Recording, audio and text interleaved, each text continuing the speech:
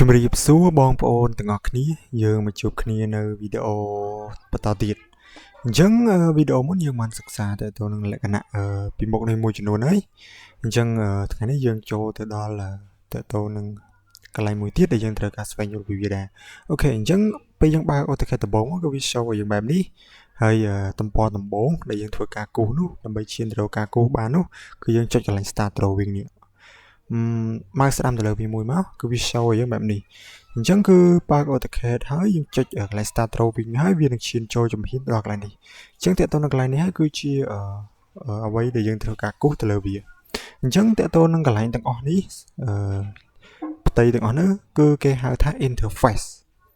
ហើយតើតើនឹងខាងលើនេះគេហៅថា menu toolbar គឺតើតើនឹងកន្លែងការបង្ហាញទៅលើតើតើអ្វីផ្សេងៗដូចជា line វិញនេះលក្ខណៈ tool របស់វាឬក៏ command របស់វានឹងឲ្យយើងធ្វើការគូសចេញជាបែបណាមួយយើងចង់បាននឹងលក្ខណៈផ្សេងទៀតដូចជា dimension ដូចជាអីជាគឺគេហៅថា menu toolbar ហើយគឺខាងលើនេះហើយតើតើនឹងកន្លែងយើងគូសនេះកន្លែងនេះកន្លែងផ្ទៃប៉ុណ្ណេះគឺយើងអាចហៅវាថាតើតើនឹងកន្លែង drawing កន្លែងធ្វើការយើងគូសឥឡូវឧទាហរណ៍នេះឃើញលក្ខណៈយើងគូសលើវានេះហើយមួយទៀតគឺយើងអាចថាហៅថា viewport អីជាដើមអញ្ចឹងអត់ជាបញ្ហាទេបងប្អូនអាចធ្វើការស្វែងយល់ទៅលើវាបានហើយជំហានដំបូងនេះគឺខ្ញុំសូមបញ្យល់បងប្អូនទាំងគ្នាតកតងទៅនឹងខាងលើនេះទៅនឹងផ្ទៃខាងលើនេះនៅពេលណាបងប្អូនទាំងអស់គ្នាបើកកម្មវិធី AutoCAD មកគឺវានឹង show ឲ្យយើងហើយស្រេចបើន័យថាក្រុមហ៊ុន Autodesk របស់ AutoCAD ហ្នឹងគឺវា define បើន័យថាវាកំណត់ឲ្យយើងហើយស្រេចបើន័យថាវាកំណត់ទៅតងកន្លែងនេះឲ្យយើងហើយស្រេចអញ្ចឹងតើតើនឹងកន្លែងហ្នឹងគឺយើងអត់ចាំបាច់ខ្វល់វាទេបើន័យថានៅពេលណាយើងទៅឡើងកម្មវិធី AutoCAD មកគឺវា show ឲ្យយើងបែបហ្នឹងគឺយើងទុកប៉ុណ្្នឹងទៅមិនថាកុំលក្ខណៈប្រែប្រួលឲ្យវាលក្ខណៈយើងចង់កំណត់ចង់បាត់អានេះឬក៏បាត់នោះអីគឺយើងកុំអីគឺរក្សាវាដដែលអញ្ចឹងទៅវាអត់មានធ្វើការទើសយើងឬក៏វាលក្ខណៈរំខានអីយើងនោះទេឥឡូវខ្ញុំឧទាហរណ៍ដូចត្រង់នេះមួយចឹងឥឡូវឧទាហរណ៍ខ្ញុំទាញវាមកក្រៅឧទាហរណ៍នេះគេលក្ខណៈទាញមកក្រៅអញ្ចឹងតើតើនឹងខាងលើហ្នឹងបានន័យថាក្រុមហ៊ុន Autodesk របស់ AutoCAD គេ define ឲ្យយើងបែបហ្នឹងហើយស្រេច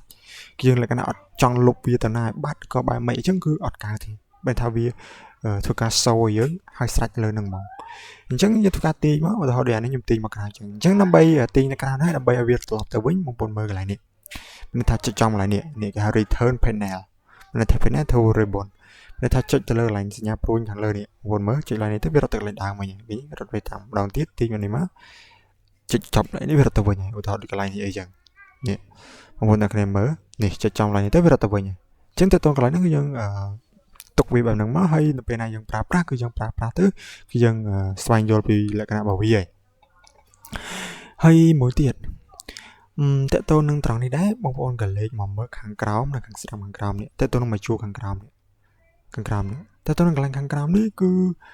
បងប្អូនបើក AutoCAD មកគឺពេលខ្លះវាអាច show ឲ្យយើងហើយស្រេចពេលខ្លះវាអត់ត show ឲ្យយើងបែបនេះគឺយើងអាចធ្វើការកំណត់វាបានអញ្ចឹងតើតើនឹងកន្លែងកំណត់ហ្នឹងគឺយើងមើលកន្លែង tray 3បើន័យថា customization គឺមកស្ដាំទៅលើវាមួយបន្តមកទៀតវាឃើញយើងឃើញ